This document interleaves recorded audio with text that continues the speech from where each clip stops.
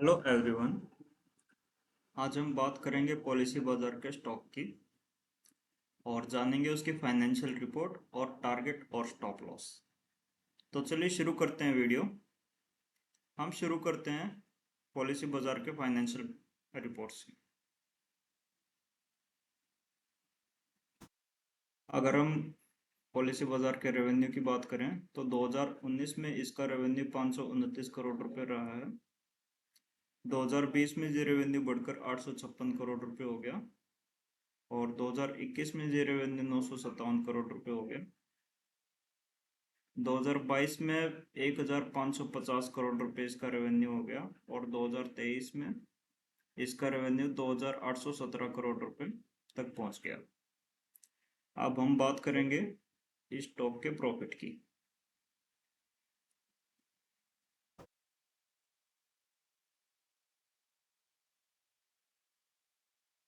अगर इस स्टॉक के प्रॉफिट की बात करें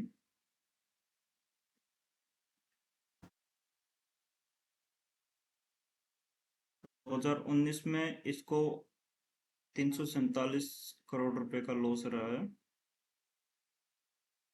2020 में 304 करोड़ रुपए का लॉस रहा है इसका स्टॉक को। 2021 में 150 करोड़ रुपए का लॉस रहा है और 2022 में सबसे ज्यादा लॉस 833 करोड़ रुपए का लॉस है। 2023 की अगर बात करें तो 488 करोड़ रुपए का लॉस इस स्टॉक ने फेस किया है। अब हम बात करते हैं इस स्टॉक के नेटवर्थ की। ये इसका नेटवर्थ है। 2019 में इसका नेटवर्थ 490 करोड़ रुपए रहा है। 2020 में ये नेटवर्थ बढ़कर 1266 करोड़ रुपए हो गया। 2021 में 1992 करोड़ रुपए हो गए इसका नेटवर्थ। 2022 में 5412 करोड़ इसका नेटवर्थ पहुंच गया और 2023 की अगर बात करें तो 5485 करोड़ इसका नेटवर्थ रहा है। तो हमने बात की है इसके रेवेन्यू की, प्रॉफिट की और नेटवर्थ की। रेवेन्यू और नेटवर्थ ठीक है, लेकिन इसने ये कंपनी अभी लॉस में चल रही है। अब हम बात करेंगे स्टॉक के प्राइस एक्शन की।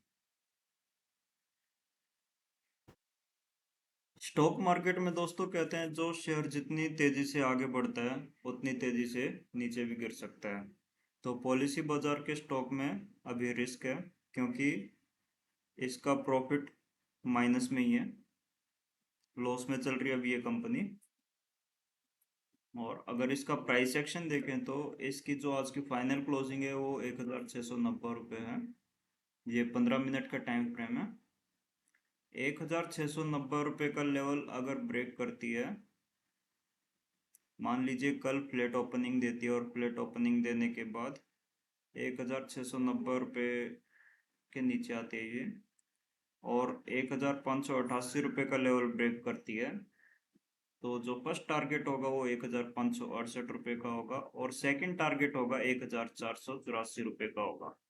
और मान लीजिए कल फ्लैट ओपनिंग देती है और फ्लैट ओपनिंग देने के बाद 1710 करोड़ का लेवल ब्रेक करती है, तो जो फर्स्ट टारगेट होगा वो 1815 रुपये का होगा।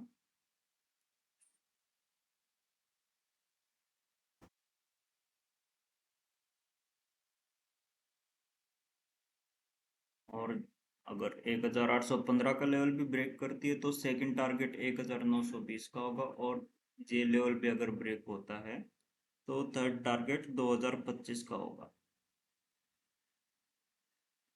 एक बार स्टॉक में वन डे का टाइम फ्रेम और चेक कर लेते हैं। वन डे के टाइम फ्रेम में ये स्टॉक एक पैरेलल चैनल में सस्टेन कर रहा था काफी टाइम से। ये स्टॉक सस्टेन कर रहा था 21 दिसंबर 2023 से एक पैरेलल चैनल में सस्टेन कर रहा था। यहाँ से सपोर्ट ले रहा था, सपोर्ट लेने के बाद ऊपर गया, फिर यहाँ से रिजेक्शन फेस किया इसने, नीचे आया, रिजेक्शन फेस करने के बाद फिर यहाँ से सपोर्ट लिया, सपोर्ट लेने के बाद ऊपर गया, यहाँ से रिजेक्शन लिया, मतलब ये बार बार एक ट्रेंड लाइन से रिजेक्शन ले रहा था और दूसरी ट्रेंड लाइन से सपोर्ट ले रहा था, जैसा कि आप देख भी सकते हैं। और आज फाइनली इसने ये पैरेलल चैनल जो है वो ब्रेक कर दिया है।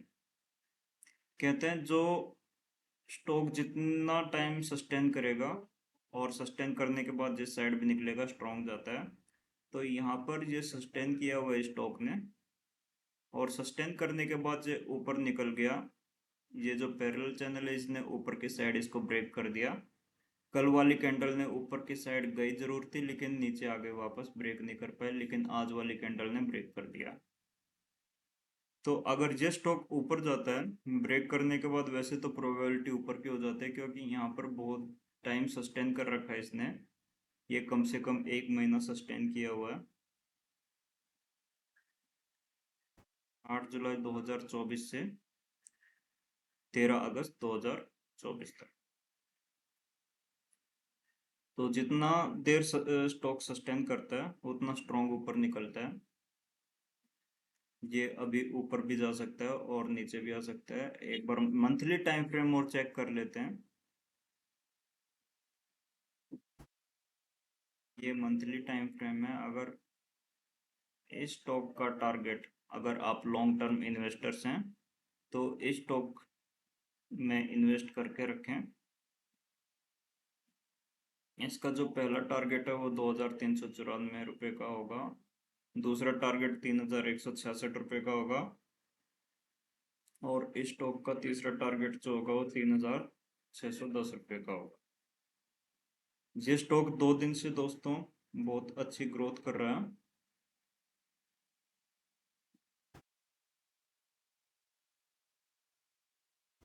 आज इसने 117 रुपये 90 पैसे की ग्रोथ दिखाई है स्टॉक में।